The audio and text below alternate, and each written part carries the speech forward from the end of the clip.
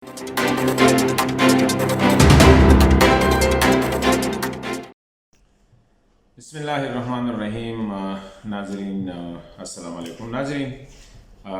गुज़िश्ता रोज़ अदालत का फ़ैसला आया और फ़ैसले की रूह से पंजाब में पाकिस्तान तहरीक इंसाफ और उनके इत्तेहादी जो है परवेज़ इलाही साहब, उसको वज़ीर आला, और हमदा शहबाज शरीफ साहब जिससे पहले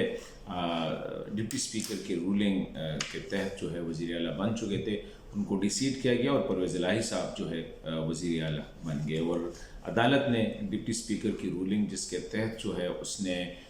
10 मेंबर प्रोविंशियल असम्बलीज़ के वोट जो है उनको मुस्तरद किया था। अदालत ने उस फैसले को मुअत्तल करके जो है उनने जो वोट दिया था मेंबर प्रोविंशियल असम्बली ने, उनको बहाल किया। और इसी तरह परवेज़ इलाही की जो अक्सरियत थी 186 अरकान की, उसको बरकरार रखते हुए उसको वज़ीर आला बनाया गया।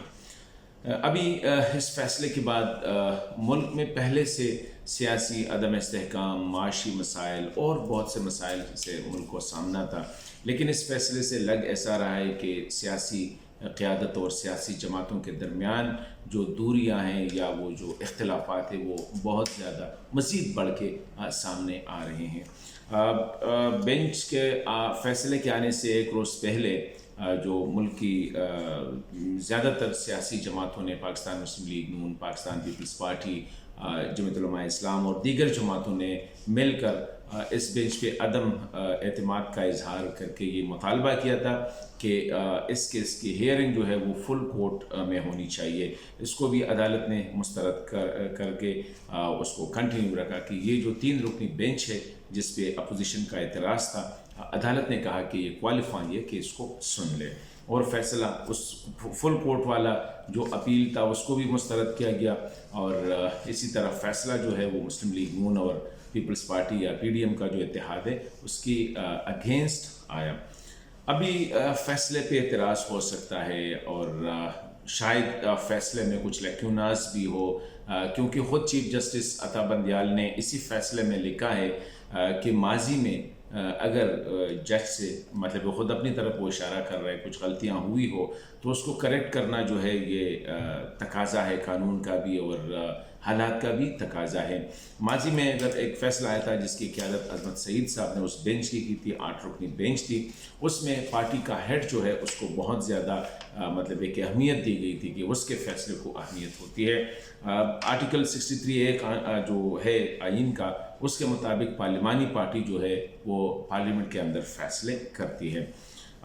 तो मैं यही कह रहा हूँ कि इस फ़ैसले पे तनकीद हो सकती है, इसकी एनालिसिस हो सकती है, लेकिन मुल्क ने आगे जाना है। और ये 1 साल का मसला, परवेज़ इलाही साहब वज़ीर आला बन गए तो ज़्यादा से ज़्यादा मैक्सिमम 1 साल का हो सकता है। अभी आगे जाना होगा और सबसे ज़्यादा ज़िम्मेदारी इस मुल्क की जो है सियासी क़यादत और सियासी पार्टियों पे आयद होती है कि वो वक्त का तकाज़ा भी यही है कि हालात को संभलने दे और हालात को मज़ीद ख़राब ना होने दे। और मैं ये भी समझता हूँ कि किसी इदारे या किसी शख्स वग़ैरह की मुदाखलत का इंतज़ार किए बग़ैर ख़ुद जो है मिल बैठ के पाकिस्तान तहरीक इंसाफ की जो क़यादत है वो भी है और पाकिस्तान मुस्लिम लीग पीपल्स पार्टी JUI वग़ैरह वो भी मिल बैठ के जो है इन मसाइल का हल निकाले, इनका ढूंढ निकाले। अपनी अना से हमें निकलना होगा, ईगो जो है उसको किल करना होगा, क्योंकि मैं समझता हूँ कि सबसे अहम जो है ये मुल्क है और ये रियासत है। ये रियासत होगी तो किसी की अदालत होगी, किसी की सहाफ़त होगी, किसी की अमारत होगी, किसी की वकालत होगी और किसी की सियासत होगी। लेकिन गॉड फॉरबिड अगर रियासत को कुछ हो गया, रियासत कमज़ोर हुआ, तो ना किसी की माशरत होगी, ना किसी की अदालत होगी, ना किसी की वकालत होगी, ना किसी की सहावत होगी और ना किसी की जो है वो चौधराहट होगी। तो मैं समझता हूँ ये मौका है कि सबको मिल बैठना है, क्योंकि इस वक्त मुल्क को बहुत ज़्यादा मसाइल से जो है दो चार है। जिस तरह सबसे टॉप पे जो है वो मईशत का मसला है। सुबह उठ के पहली जो ख़बर आपको हम जो नज़र आती है वो ये है कि आज रुपए की कदर जो है वो कितनी गिर गई है और दिन ब दिन जो है रुपए की कदर गिर रही है और डॉलर और इंटरनेशनल करेंसीज़ की जो कीमतें हैं वो बढ़ रही है, जिसकी वजह से अशिया खुर्दनोश और दीगर अशिया की कीमतें बहुत ज़्यादा जो आवाम की پہنچ سے جو ہے نا وہ اب آگے نکل رہی ہے. تو اس لیے اس ملک کی معیشت کی خاطر جو ہے اور اس کے لیے معیشت کو بہتر بنانے کے لیے سیاسی استحکام بہت زیادہ ضرور ہے. کیونکہ ایک سائڈ پہ اگر وزیر خزانہ یہ کہہ رہے ہیں کہ ملک کی معیشت امپورٹ ایکسپورٹ جو ہے وہ ہم نے بیلنس کر دیے ہیں, کوئی پریشر نہیں ہے روپے پہ, لیکن یہ جو مسئلہ ہے یہ سیاسی عدم استحکام کی وجہ سے. تو ہمیں سیاسی استحکام کی طرف بڑھنا ہوگا تاکہ ملک کی معیشت بھی بہتر ہو اور لوگوں کی زندگیاں بہتر ہو جائیں. اسی طرح سیکیورٹی کے حالات اگر ہم دیکھیں تو روزانہ کی بنیاد پہ ٹارگٹ کلنگ جگہ جگہ سے جو خبریں آ رہی ہے دشمن ملک کی طرف سے ملک میں, کیونکہ انٹرنلی اگر یہ حالات ہو تو باہر سے کسی کو کے لیے اتنا مشکل نہیں ہے کہ ملک کے اندر آ کے انتشار پھیلائیں. اسی طرح یہ جو بنیادی مسائل ہے اس پہ ہمیں توجہ دینی ہوگی اور یہ کام میں سمجھتا ہوں کہ سیاسی قیادت کا ہے. دوسری سائڈ پہ آج ایک سپریم کورٹ بار ایسوسیشن, تمام ہائی کورٹس بار ایسوسیشن کے نمائندوں نے, پاکستان بار کونسل کے نمائندوں نے ایک میٹنگ کی ہے اور یہی بھی کہا ہے کہ آگے ہم نے ٹھنڈے دل سے سوچ کے یہ جو حالات سامنے آئے ہیں کس طرح اوائڈ کیے جا سکتے ہیں. ہم نے رولز میں تبدیلی لانی ہے, ہمیں قوانین میں تبدیلیاں لانی ہوگی. سپریم کورٹ کے بینچز, سپریم کورٹ کے ججز, ان کی اپوائنٹمنٹ, ان کے اختیارات کے حوالے سے فیصلے کرنے ہوں گے اور ٹھنڈے دل سے کرنے ہوں گے. تو آج کی ویڈیو لا کے ذریعے میں یہی سمجھتا ہوں کہ ملک اہم ہے, ریاست اہم ہے. ریاست ہوگی تو کسی کی چودراہٹ ہوگی, کسی کی سیاست ہوگی, کسی کی صحافت ہوگی, کسی کی عدالت ہوگی اور کسی کی وکالت ہوگی. اگر ریاست خدا نخواستہ کمزور ہوا, ریاست اگر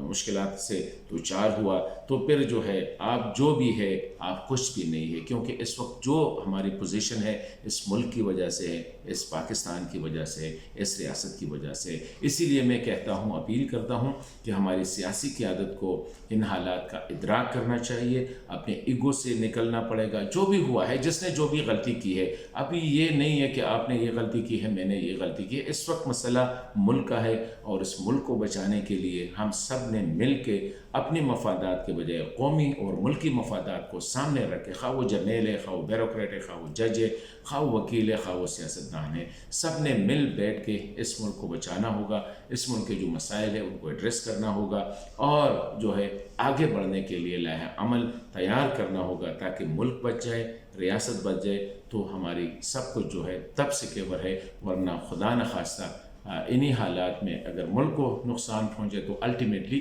ہم سب کو نقصان پہنچے گا.